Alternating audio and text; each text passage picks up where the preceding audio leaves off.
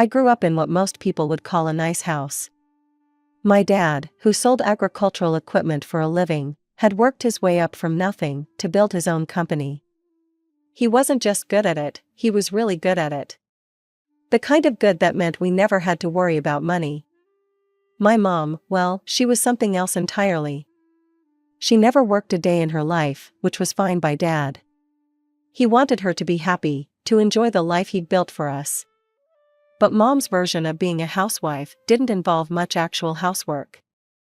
Instead, her days were filled with shopping trips, salon appointments, and what seemed like endless meetups with her friends.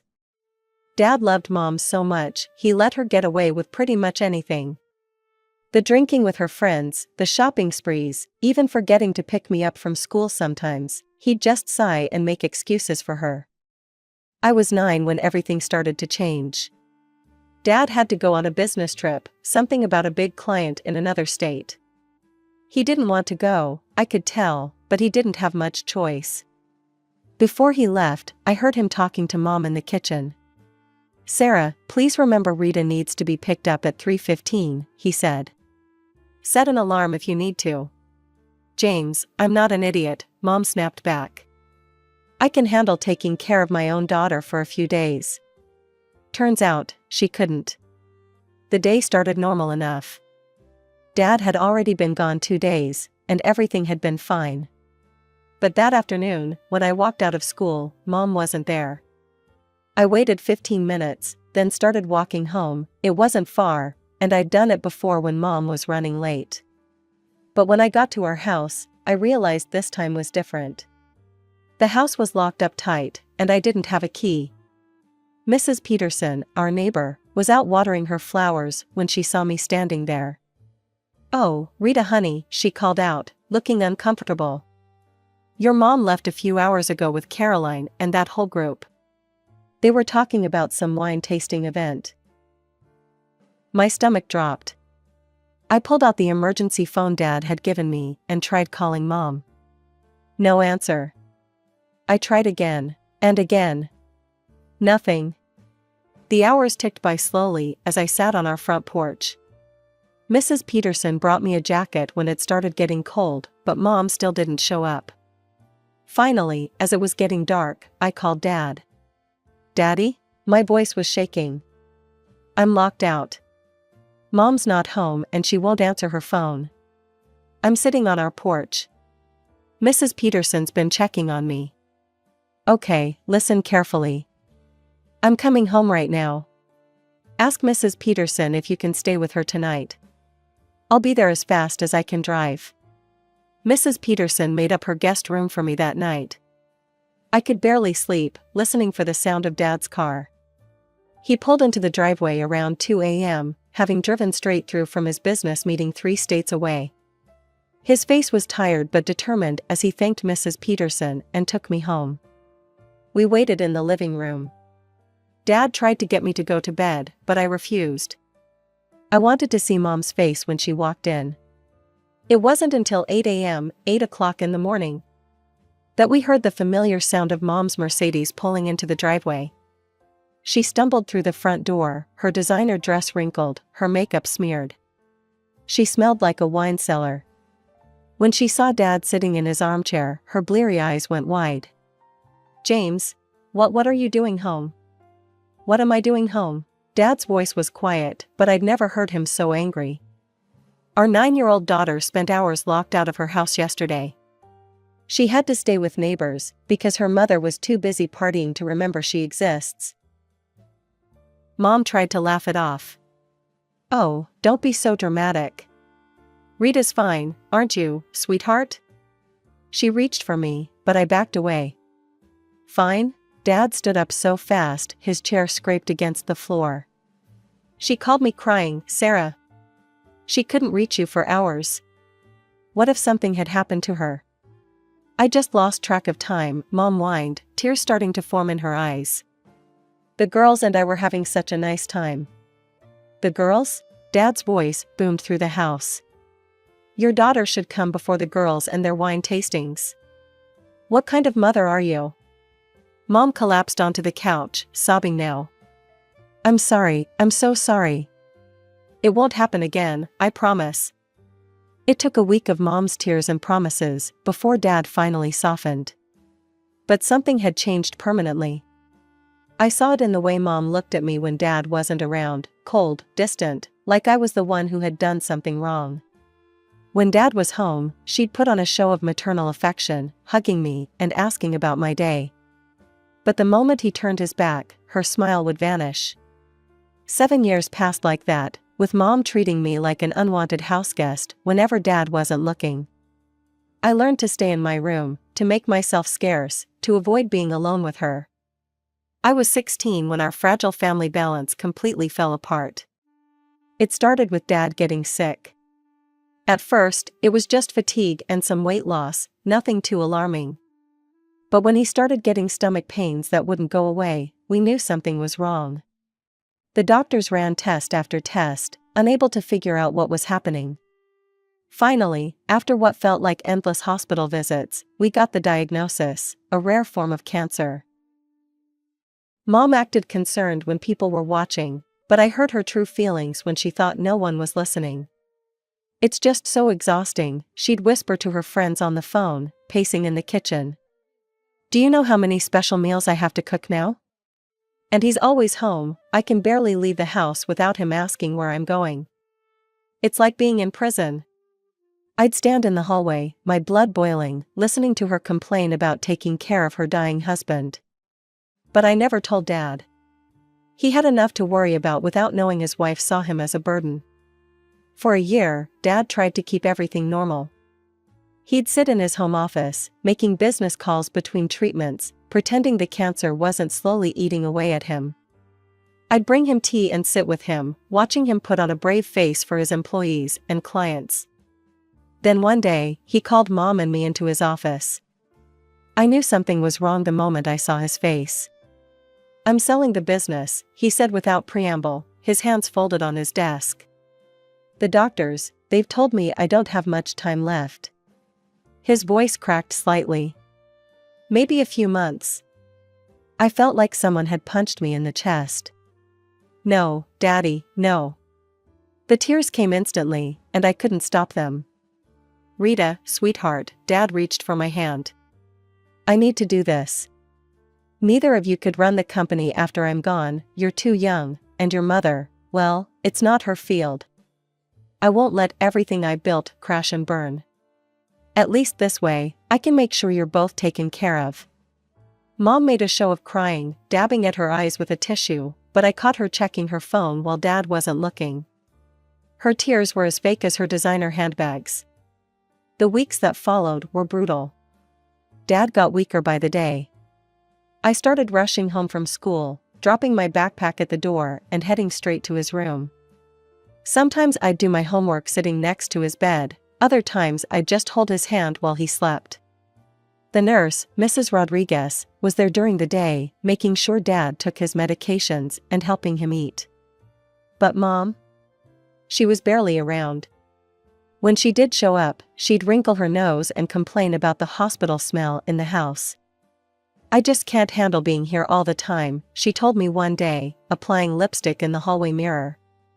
The smell of sickness, it's everywhere. I need to get out, to breathe. What she meant was she needed to party. To shop. To pretend her husband wasn't dying upstairs. When Dad's condition got so bad they had to move him to the hospital, Mom stopped coming home at night completely. She'd breeze in at dawn, looking suspiciously happy for someone whose husband was dying in a hospital bed. One morning, I couldn't take it anymore. Where were you all night? I demanded as she walked in, wearing the same clothes as yesterday. That's none of your business, young lady, she snapped, but I could smell the alcohol on her breath. Dad is dying in the hospital, and you're out partying? How can you? She cut me off, grabbing my arm hard enough to hurt. Her face was inches from mine, her perfect makeup couldn't hide the fury in her eyes. Listen to me very carefully, she hissed. You're going to keep your mouth shut and show me some respect. Otherwise, I promise you, I will make your life a living hell. Don't test me, Rita. You won't like what happens if you do. Dad died on a Tuesday morning, exactly 1 week before my 18th birthday. I was holding his hand when he took his last breath, while Mom was getting coffee somewhere in the hospital. At the funeral, she put on quite a show. She wore a designer black dress and dabbed at her eyes with a lace handkerchief, accepting condolences with a trembling voice. "He was my everything," she kept saying to anyone who would listen. "I don't know how I'll go on without him." But the moment the last mourner left the cemetery, it was like someone had flipped a switch. The tears dried up instantly, and she was checking her phone, smiling at text messages while we rode home in the funeral car. The next week was surreal. I walked through school like a zombie, barely able to focus on classes. My friends tried to comfort me, but how do you explain to people your age what it feels like to lose your father while watching your mother act like she'd just been released from prison? When my birthday came around, I didn't expect much, but I at least thought she'd acknowledge it. She didn't. I didn't even see her that day. She was gone before I woke up and hadn't come home by dinner. My friends took me to a small cafe downtown, bought me a cake, and tried to make me smile. It worked, a little. I ended up staying at my best friend Jenny's house that night, not wanting to go home to an empty house on my birthday. The next morning, I walked into our kitchen to find Mom there with a man I'd never seen before. He looked maybe 35, a good 15 years younger than her, and had his arm wrapped around her waist like he owned the place. "Oh good, you're here," Mom said, not even bothering to hide her annoyed tone. "Rita, this is Brad. My fiance." I stood there, coffee mug frozen halfway to my mouth. "You're what?" "My fiance," she repeated slowly, like I was stupid. "And now that you're here, we need to talk about arrangements." "Arrangements?" The word felt wrong in my mouth. "Yes. You need to leave." She smiled, but it wasn't a nice smile. "Your father is gone now, and all his money is mine. I can finally live the way I want, with who I want." She squeezed Brad's arm. "And that doesn't include having a teenager around." "You're kicking me out?" I couldn't believe what I was hearing. "This is my house too." "No, it's not." Mom marched upstairs and came back dragging my suitcase. She started throwing my clothes into it, not even bothering to fold them. "You're 18 now. I'm not legally required to support you anymore. I want you gone within the hour." "Mom, please." "Don't mom me," she snapped, shoving more of my belongings into the suitcase. "I've done my duty. I raised you. Now it's time for me to be happy." Standing on the sidewalk with my hastily packed suitcase, I felt completely lost. I had no grandparents, no aunts or uncles. Dad was an only child, and Mom's family had cut ties with her years ago for reasons she never explained. With shaking hands, I called Jenny. "Of course you can stay with me," she said immediately when I explained what happened, her voice full of concern and anger on my behalf. "My mom's been worried about you anyway. She actually mentioned last night that she was afraid something like this might happen. Come over right now." Jenny and her mom lived in a modest 3-bedroom apartment across town. They set me up on their pull-out couch in the living room, bringing out their nicest sheets and even buying me new pillows. It wasn't much, but compared to being homeless, it felt like a luxury hotel. Jenny's mom hugged me tight and whispered, "Stay as long as you need, sweetheart."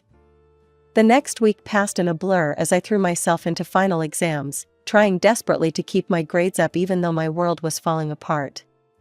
I studied late into the night, partly because I needed to pass, but mostly because it kept me from thinking about my situation. I had no idea what I'd do after graduation. College seemed impossible now that I had no home and no money. Every time I thought about the future, panic would start to set in. Then Mrs. Peterson, our old neighbor, called. "Rita, honey," she said, her voice gentle but strained. "I thought you should know, your mother is planning an engagement party at the house. Next weekend. She's been going all out, ordering catering, hiring decorators, the works." My stomach churned violently. An engagement party? Dad's been dead less than a month. His grave hasn't even settled yet. I know, dear. I'm so sorry. I just thought you should know, since. She trailed off awkwardly. We both knew I hadn't been invited. Hadn't even been told. It's absolutely shameful, she added, anger creeping into her usually sweet voice.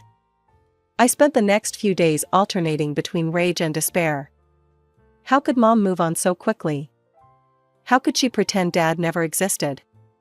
While I was still crying myself to sleep most nights, still wearing Dad's old sweater because it smelled like him, she was planning a party to celebrate her engagement to a man young enough to be her son. 3 days after Mrs. Peterson's call, my phone rang again. This time, it was a man identifying himself as Herbert Maxwell, a notary public. His voice was formal but kind, reminding me a little of Dad's business voice. Miss Mitchell, he said, I need you to come to my office as soon as possible. It's regarding your father's will. I've been trying to handle some matters remotely, but this requires your presence. When I arrived at his office downtown, Mr. Maxwell, a kind-looking older man with wire-rimmed glasses and a grandfatherly demeanor, got straight to the point. His office smelled like old books and coffee, and somehow that was comforting. Your father made some very specific arrangements before his death, he said, pulling out a thick folder and adjusting his glasses. The house, all of its contents, and the entire proceeds from the sale of his business, everything has been left to you, Miss Mitchell. Additionally, your father set up a trust fund specifically for your college education. He was very thorough in his planning. Mr. Maxwell reached into the folder and pulled out an envelope. Your father also left this for you, he said, sliding it across the desk. He was very specific that you should read it in private. With trembling fingers, I opened the envelope and unfolded the letter inside. Dad's familiar handwriting made my eyes well up immediately. My dearest Rita. If you're reading this, then I'm gone. I'm so sorry I had to leave you, sweetheart.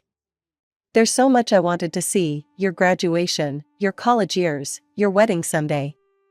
But life doesn't always give us what we want. What I can give you, though, is protection. I need to tell you something difficult. I've known for some time about your mother's affair. I've known about her lover, about her plans for my money after I'm gone. I heard her on the phone countless times, planning her future, a future that didn't include you. I want you to understand that this isn't revenge. This is me protecting my daughter, the only person who sat with me through my illness, who held my hand without complaint, who loved me unconditionally.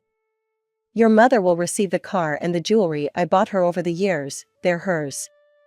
But everything else, the house, the money from my business, everything, it's yours. You can help your mother if you choose to. That decision is entirely yours to make. But I wanted to make sure she couldn't hurt you anymore, couldn't throw you out onto the street or deny you an education. Love always, Dad. I clutched the letter to my chest, tears streaming down my face. Mr. Maxwell politely pretended to be very interested in organizing his papers. When I could speak again, a question occurred to me. Mr. Maxwell, why isn't my mother here for this? He cleared his throat uncomfortably. I tried to reach her multiple times. When I couldn't get through on the phone, I sent a formal letter about the reading of the will. She never responded. Of course she hadn't. She was too busy planning her engagement party, too caught up in her new life to care about anything related to her old one, including Dad's will. I left Mr. Maxwell's office in a daze, the folder of documents tucked under my arm, Dad's letter safe in my purse. When I got back to Jenny's apartment, I told them everything. Jenny hugged me so hard I could barely breathe, and her mom immediately grabbed her phone. This calls for celebration, she declared, pulling up a delivery app. I'm ordering from that fancy Italian place you girls love. Tonight, we celebrate justice being served. The day of Mom's engagement party arrived exactly 1 month after Dad's funeral. I put on my best black dress, the one Dad had bought me for my last birthday, and did my makeup carefully. If I was going to crash a party, I was going to look good doing it. The house was lit up like a Christmas tree, with cars parked all along our street. Music and laughter spilled out onto the lawn. The front door wasn't even locked, Mom never was good about security. I walked right in. The living room was packed with people, most of them Mom's wine-drinking friends, all dressed up and holding champagne glasses. Brad's friends were easy to spot, younger, trying too hard to look wealthy. The decorations were tasteless and excessive, like everything Mom did. She'd even taken down Dad's photos from the walls. Mom spotted me first. The color drained from her face before being replaced by rage. "What are you doing here?" she hissed, rushing over to me. "Get out, now." She turned to her guests with a fake laugh. "Oh, everyone, this is my daughter. Poor thing, can't accept that she needs to stand on her own 2 feet now. She's here to beg to come home, but I have to be firm. Tough love, you know?" Her friends tittered with laughter. Brad's friends joined in. They all looked at me with that particular mix of pity and contempt that wealthy people reserve for those they consider beneath them. I smiled. Not a nice smile, the kind of smile a shark might give if sharks could smile. "Actually," I said, my voice carrying clearly across the room, "I'm here to collect what belongs to me." Mom laughed mockingly. "Nothing here belongs to you anymore, dear. This is my house now." "No, Mom, it's not." I pulled the will from my purse and held it up. "This house belongs to me. So does everything in it. Dad left it all to me, the house, the business proceeds, everything. You get to keep your car and jewelry. That's it." The room went dead silent. Mom's face turned an interesting shade of purple. "You're lying," she sputtered. "Would you like to read it?" I offered sweetly. "Or should I call Mr. Maxwell, the notary, to confirm? Better yet, should I call the police to remove all these people who are currently trespassing in my house?" The guests started moving immediately, gathering their coats and bags, muttering awkward excuses. Nobody wanted to be part of this scene. Within minutes, the room had cleared except for Mom and Brad. "Rita, sweetie," Mom's voice turned sugary. "We can work this out. We're family. Your father wouldn't want us fighting like this." I just shook my head and pointed to the door. "You're right about one thing, Mom. Dad wouldn't want us fighting. That's why he made sure we wouldn't have to. The door's that way." Mom didn't go quietly. She never did anything quietly. "You ungrateful little bitch," she screamed, her perfect makeup running with angry tears. "After everything I've done for you." Brad stood awkwardly beside her, his eyes darting between Mom and me, then to the door, like he was calculating his escape route. I noticed he'd stopped touching her, had actually taken a few steps away from her meltdown. "Everything you've done for me?" I laughed, but there wasn't any humor in it. "Like abandoning me when I was 9? Like complaining about taking care of Dad when he was dying? Like throwing me out the day after my 18th birthday?" By this point, neighbors had started gathering on our front lawn, drawn by Mom's screaming. Mrs. Peterson was there, along with the Johnsons from across the street and the Mendozas from next door. They weren't even trying to hide that they were watching. "This isn't over." Mom grabbed her designer purse from the sofa. "I'll get a lawyer. I'll contest the will." "Good luck with that," I said calmly. Dad made everything legally bulletproof. "But hey, feel free to waste whatever money you have left on lawyers." That's when I saw it, the moment Brad's expression changed. He looked at Mom like he was seeing her for the first time, and he didn't like what he saw. A broke, aging woman with no house, no inheritance, and no prospect of getting either. "Sarah," he said, backing toward the door. "Maybe we should take some time, to process all this." Mom's face crumpled as she realized what was happening. "Brad, baby, don't do this. We can figure something out." But Brad was already gone, practically running to his car. Mom chased after him, still screaming, but he drove away without looking back. The neighbors burst into applause. "It's about time," Mrs. Peterson called out, coming up to hug me. "Your father would be so proud of you, honey." One by one, the neighbors came up to express their support. Mrs. Mendoza brought over a casserole. You can't live on takeout forever, Majida, and Mr. Johnson offered to help me change the locks, just in case. Over the next few weeks, I heard bits and pieces about Mom through the neighborhood grapevine. Brad had broken off the engagement immediately. Apparently, a woman with no money and no house wasn't what he'd signed up for. Mom had tried staying with various friends, but they all suddenly became too busy to host her. Her expensive friends disappeared as quickly as Dad's money had. The last I heard, she'd moved to Florida to live with a second cousin, the only relative willing to take her in. She tried calling me a few times, leaving voicemails full of tears and apologies and requests for money. I blocked her number. I graduated high school with honors, just like Dad always knew I would. Jenny's mom and Mrs. Peterson sat in the family section, cheering louder than anyone when I walked across the stage. The college fund Dad set up meant I could attend any university I wanted, so I chose Dad's alma mater, a great business school on the West Coast. I'm majoring in business administration with a minor in agricultural studies. Maybe someday I'll start my own company, like Dad did. But for now, I'm just focusing on building the life I want, free from Mom's toxic influence and secure in the knowledge that Dad's last act was to make sure I'd be okay.